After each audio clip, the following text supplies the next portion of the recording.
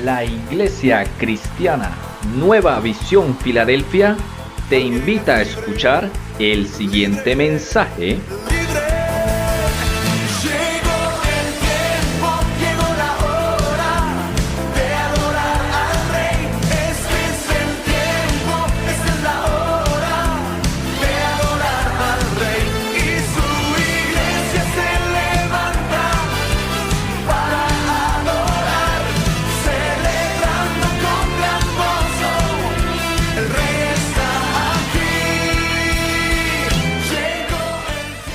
No se me vayan a dormir, hombre.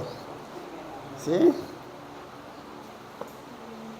Gracias, Padre, por esta oportunidad, Señor, que colocas delante nuestro, Señor. Que sea en verdad, en esta noche, instrumento tuyo, Señor. Aquí está, Señor. Tuyo soy, todo lo que soy es tuyo, Señor.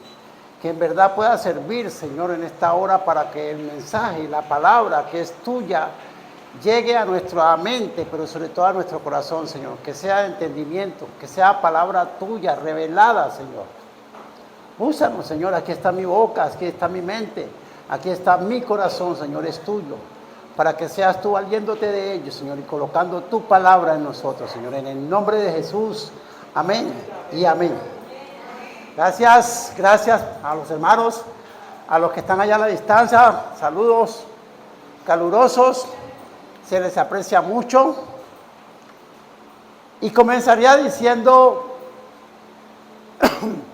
en alguna oportunidad, en el libro de Don Quijote, decía Miguel de Cervantes, que fue quien lo escribió, y le decía el Quijote a Sancho: ladran. Significa que estamos avanzando. ¿Y qué quería significar el Quijote con esa frase? No sé si a alguno de ustedes les ha tocado. Yo soy del campo y uno puede mirar quién es el ser que percibe los movimientos. Los animales, los perros,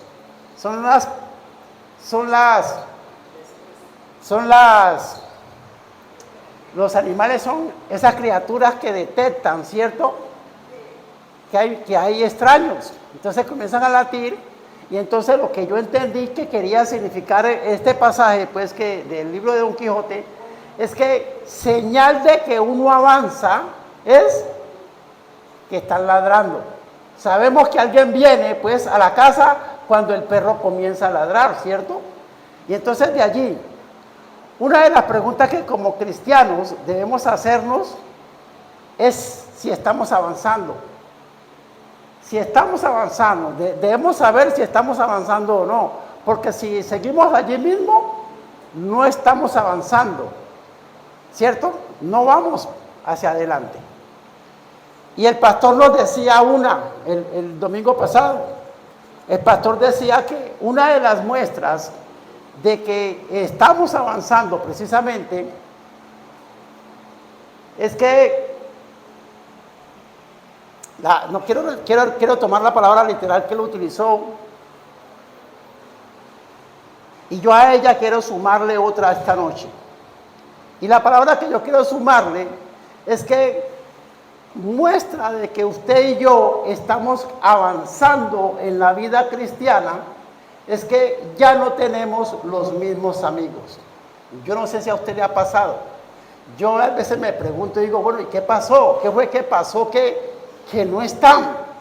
Porque los otros amigos ya no me visitan, ni yo los visito. Y eso es muestra. No sé si usted se ha hecho la pregunta.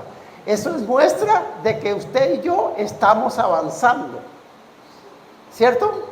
Estamos avanzando, porque si usted y yo tenemos esos mismos amigos, algo está fallando, porque ellos deberían entonces en consecuencia estarlo acompañando, y eso no está ocurriendo. Pero ¿qué significa también? Que usted no se quedó allá. El amigo que me invitaba, sí, con el que yo andaba para arriba y para abajo, ya no está hoy. Y yo la verdad me cuestiono sobre eso porque dije, ¿a qué horas nos distanciamos tanto? Pero eso ocurre por esto, porque usted y yo estamos pagando el precio. Estamos pagando el precio. Esto no es fácil. Para la persona que llega, y era el tema de introducción que quería llegar, a la vida cristiana, a usted y a mí nos invitan. Ve, Gabriel, que querés hacer la oración y nos comienzan a hablar de la vida de Cristo, sí, y demás. Y saber que esto no es vano, ¿sí? Esto cuesta y cuesta mucho. Como les digo, las amistades ya no están. Esas que teníamos en alguna oportunidad ya no están hoy. Y eso es señal de que usted y yo estamos avanzando. Amén. Eso a manera introductoria. Para decir entonces que es que si ustedes un día como hoy, diciembre, estamos en diciembre, ¿no? Y por ahí hay un escritor que se llama Gabriel, que tiene primera carta de Gabriel. Y entonces yo le pregunto, bueno, pareciera que en diciembre el mundo se fuera a acabar, yo no sé, un corre-corre, un estrés, ¿cierto? Eso pareciera que ya, y entonces desde septiembre, dice el comercial, ¿no? Desde septiembre ya parece que fuera diciembre y eso, mejor dicho, pero yo tengo por decirles en primera de Gabriel es, ¿qué sigue después de 31? El 32. El 32 sigue, ¿o no? ¿Qué quiero decir con ello? Por Dios, el recibo va a llegar. El recibo no va a dejar de llegar. Usted y yo tenemos que seguir alimentándonos, ¿cierto? Entonces no es que el mundo se esté acabando, pero allá afuera pareciera que el mundo se estuviera acabando. Y entonces es ese estrés por saber qué me voy a poner, qué voy a regalar. No, esto sigue. Después del 31, no se les olvide, sigue el 32. ¿Okay? Bien, pero eso no era el tema. Les decía entonces que como cristianos, creyentes, usted y yo debemos pagar un precio. Y entonces a usted y a mí nos invitaron en alguna oportunidad a que si queríamos conocer de Cristo, ¿cierto? Y claro, uno inocente, sí, yo quiero conocer de Cristo, pero no sabíamos en qué nos estábamos metiendo, porque esto no es barato, toca pagar el precio. Y yo sé que muchos de los que estamos aquí nos ha costado lágrimas. Yo el primero, porque de donde me ha sacado el Señor, yo reconozco que yo no sé dónde estaría yo hoy. Yo no sé dónde estaría hoy si yo fuese seguido viviendo la misma vida que estaba viviendo antes. Yo no sé si estaría aún con vida. Y recuerdo, entre otras, que yo tenía una profesora en primaria, se llama Magdalena, se llama ella, una señora bajita, casi así como mi hermana Eunice, morena, ¿no? Y la idea es que ella era bien temperamental, una profesora fuerte. Entre otras, era de la que nos decía, ponga la mano para darnos con la regla, de ese talante era. De hecho, yo era tan cobarde, les confieso, que yo estudiaba con mi hermano, en el mismo salón estábamos. Pero mi hermano era, ay Señor, cosa aparte. Todo el tiempo lo castigaban. Y yo, como era tan temeroso de lo que le pasaba a él, yo era el que le colocaban la banderita cada 8 días, en cambio. Porque era tanto el temor que yo era así, bien, como se dice, bien puestico. A diferencia de mi hermano, a mi hermano lo colocaban allá a la pared con 2 ladrillos, arrodillado ahí toda la clase. ¿Se imaginan ustedes eso? Toda una clase, un muchachito con 2 ladrillos en la mano. Y entonces yo sufría más que él, porque yo viéndolo a él, a mí me daba angustia de ver a mi hermanito allí. Pero ese berraco no tomaba conciencia, porque a la próxima semana estaba en la misma. Y es increíble, ¿no? Pero a ver, ¿qué quiero decir? El compartir de esta noche hemos querido llamarle oiga bien el título, los cristianos no mueren. Amén. Los cristianos no mueren. Y miremos entonces, quiero llevarlos inicialmente a que esa profesora, yo no sé si a ustedes les tocó, nos habló que en el mundo habían tres reinos. Había un reino animal, había un reino vegetal y había un reino mineral. Pero resulta que la ciencia ha avanzado más y entonces ya no son tres reinos, ya hablan de 5 hasta 7 reinos.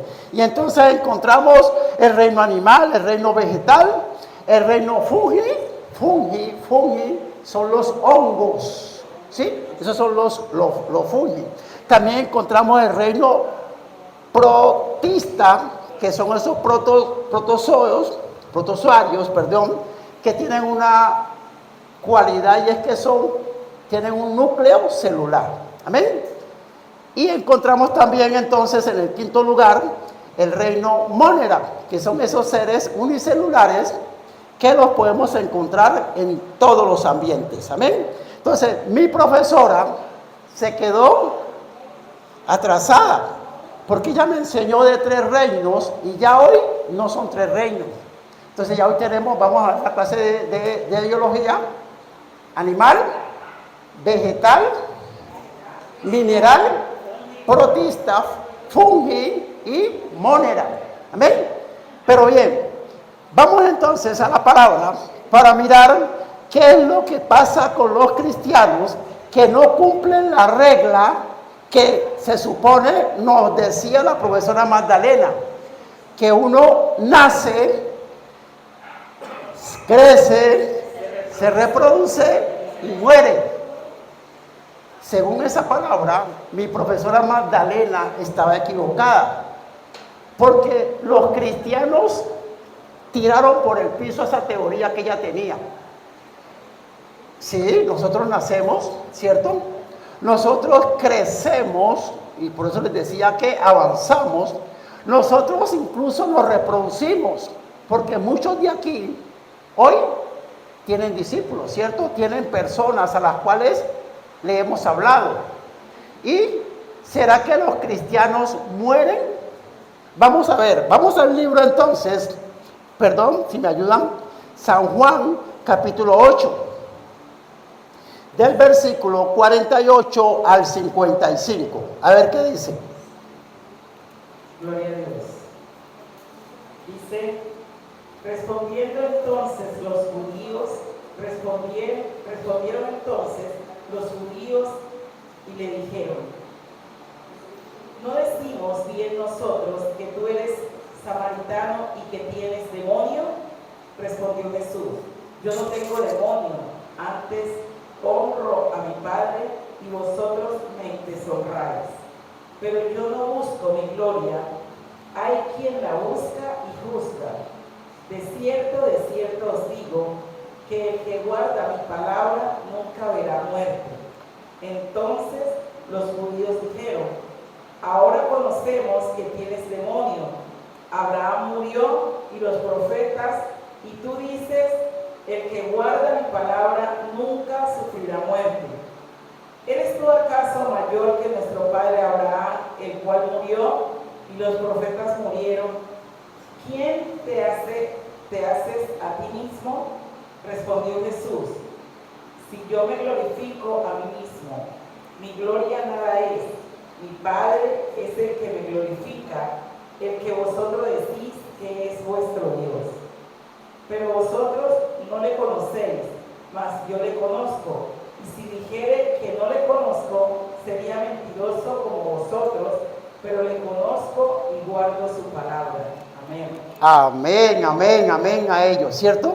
Entonces podemos ver que el fundamento no es invención de Gabriel, el fundamento es la palabra, porque lo acaba de leer mi esposa, y estos hombres doctos en la palabra estaban preguntándole a Jesús mismo, ¿cierto? y les hacían ver que él era demonio por decir lo que acababa de decir. Porque miren que ellos lo reconocían a él como ¿quién? Un simple samaritano. Usted es de aquí, a usted lo conocemos, lo hemos visto nacer. Y entonces él le significaba, ¿sí?, que él no buscaba su gloria. Pero me gusta y lo que dice en el versículo 51. De cierto, y ya sabemos qué significa esa expresión.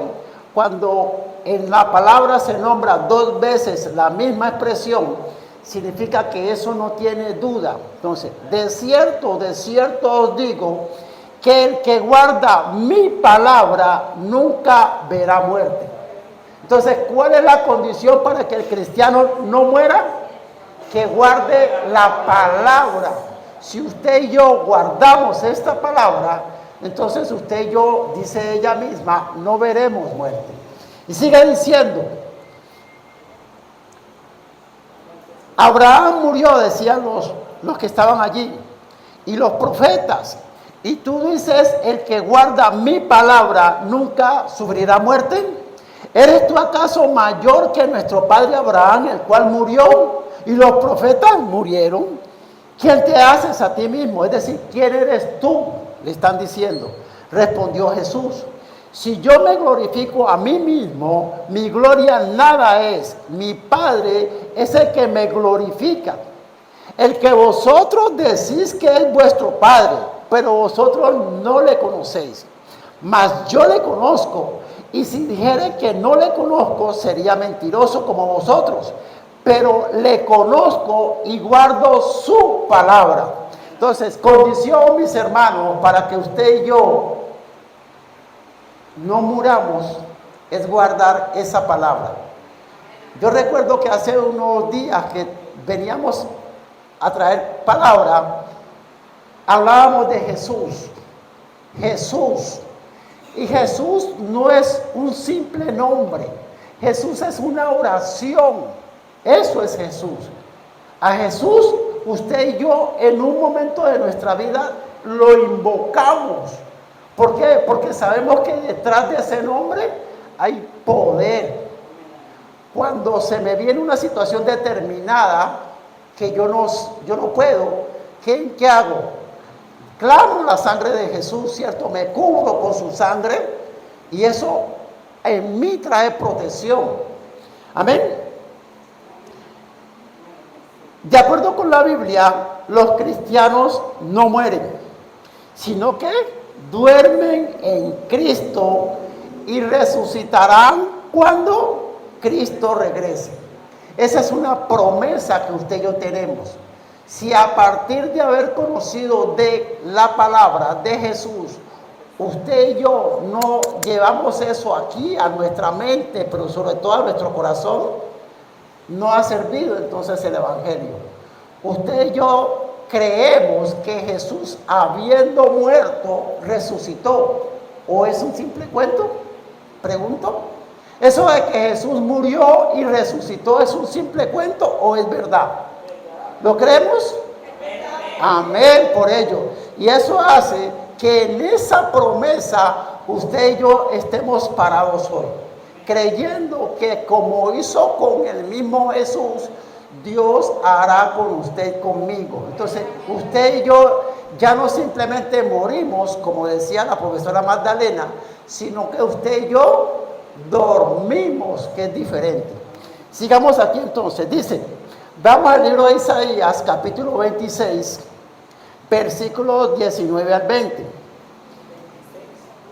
Isaías capítulo 26, versículos 19 al 20. Tus muertos vivirán, sus cadáveres resucitarán. Despertad y cantad, moradores del polvo, porque tu rocío es cual rocío de hortalizas y la tierra dará sus muertos.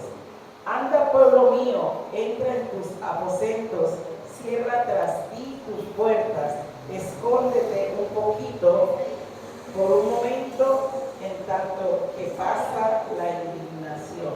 Amén. Entonces, resumidas cuentas, se dice entonces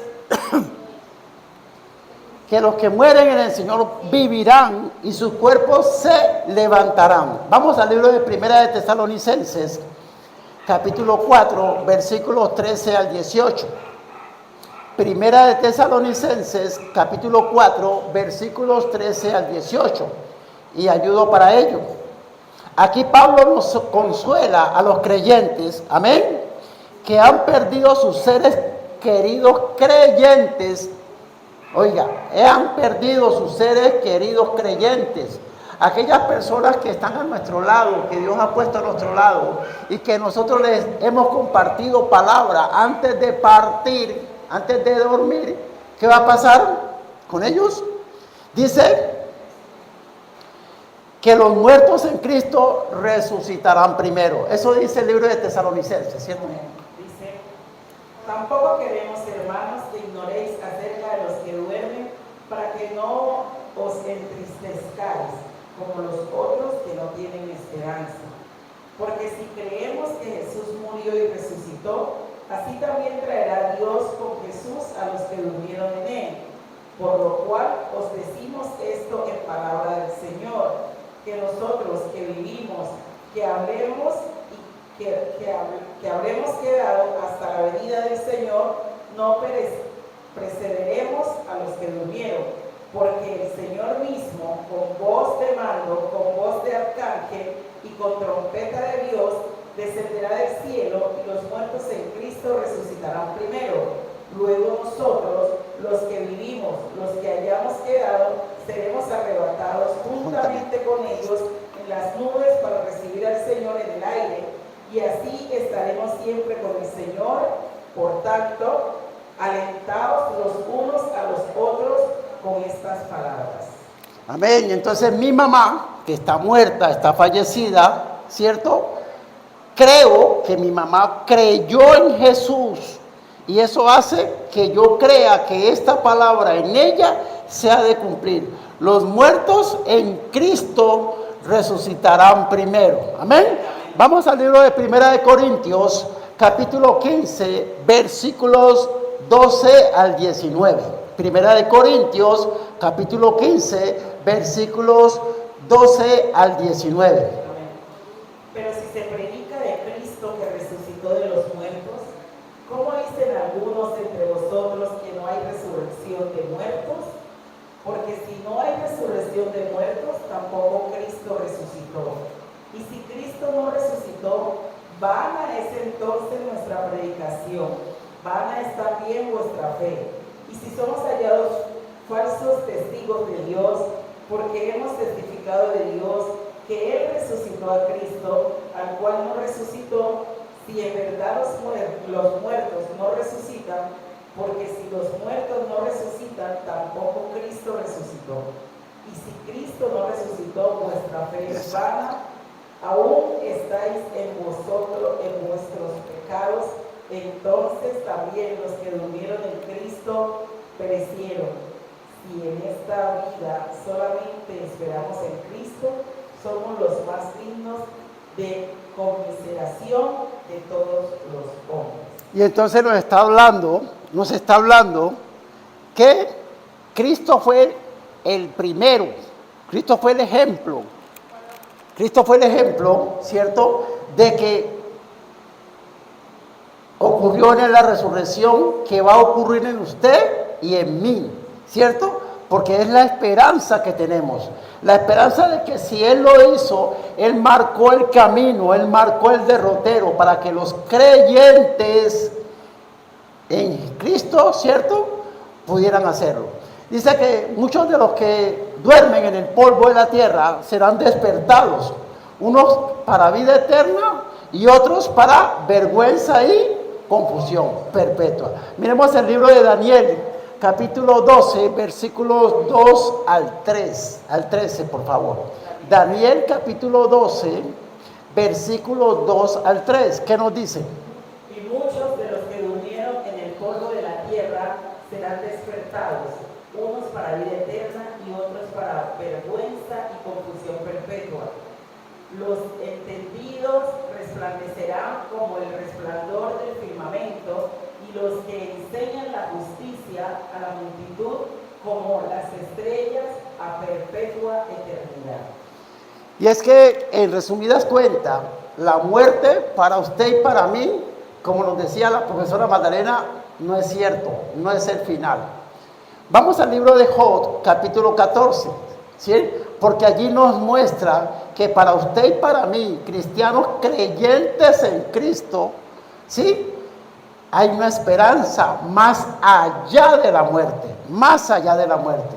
Hay una esperanza de la resurrección, porque Dios tiene el poder entonces, cuando usted y yo estemos durmiendo, nos despierta, ¿sí?, a los que hayamos pues muerto, y nos devolverá a la vida. Vamos al libro de Job, capítulo 14, versículos 13 al 15. ¿Qué dice?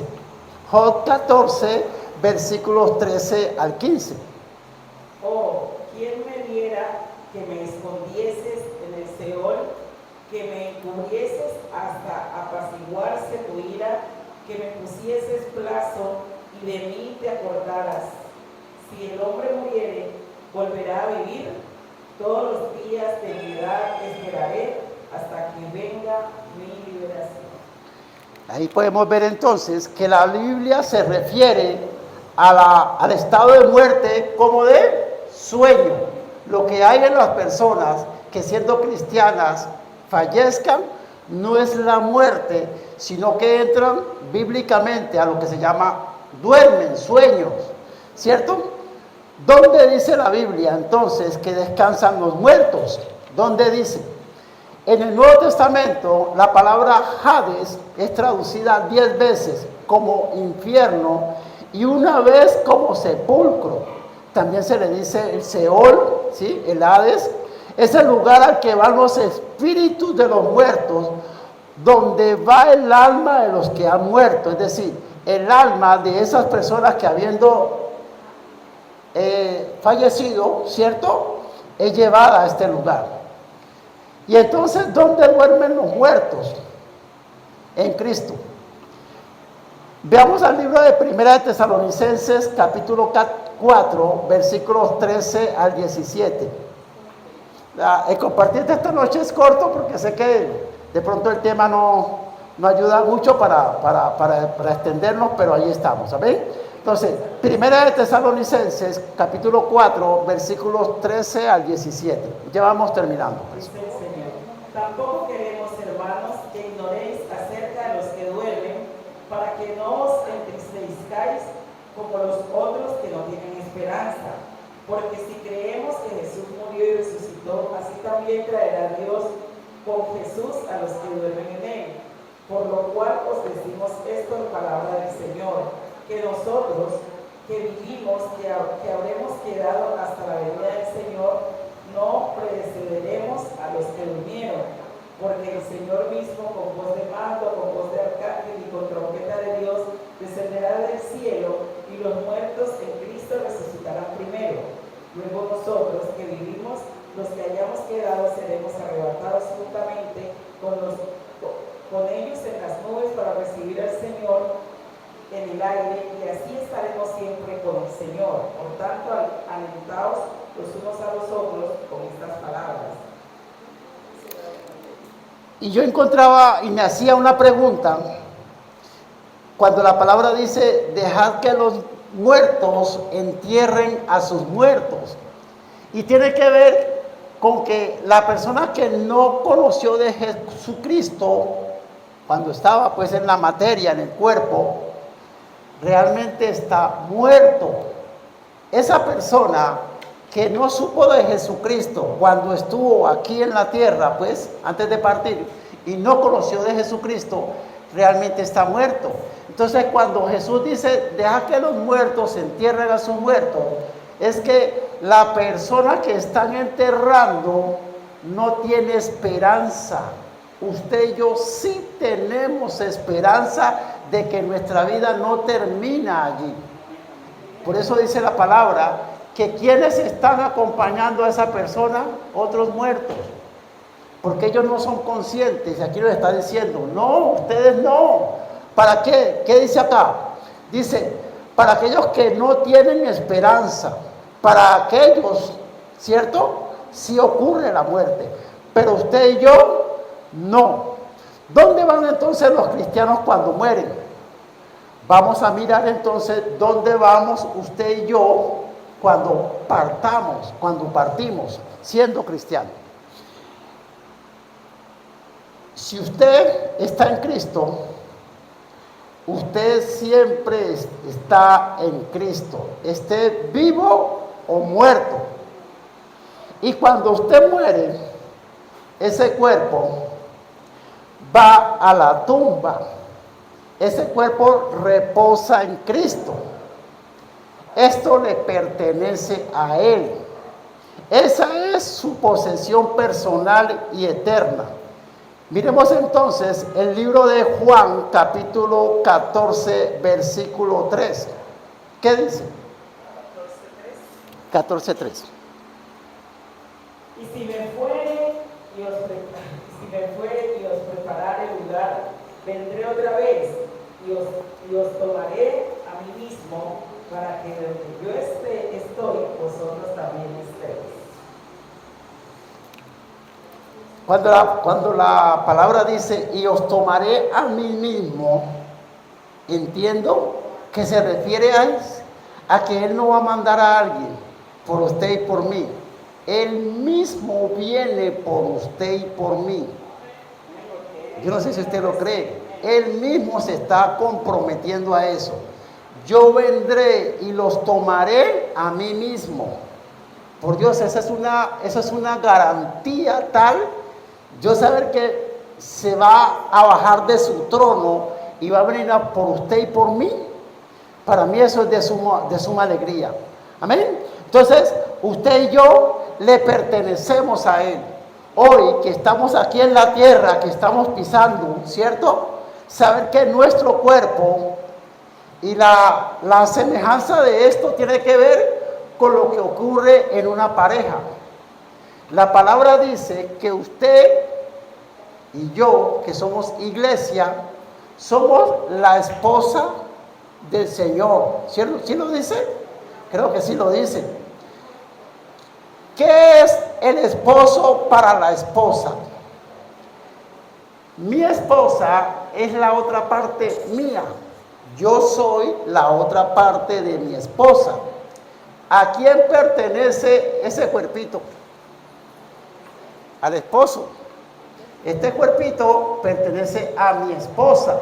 Por eso es que dice él que él mismo los tomará, porque usted y yo somos su esposa.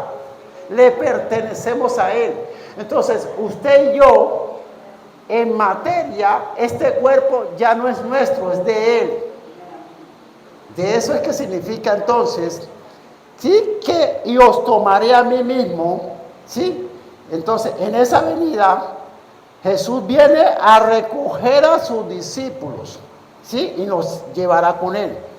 Les invito a que reflexionemos sobre este tema, que aunque es corto,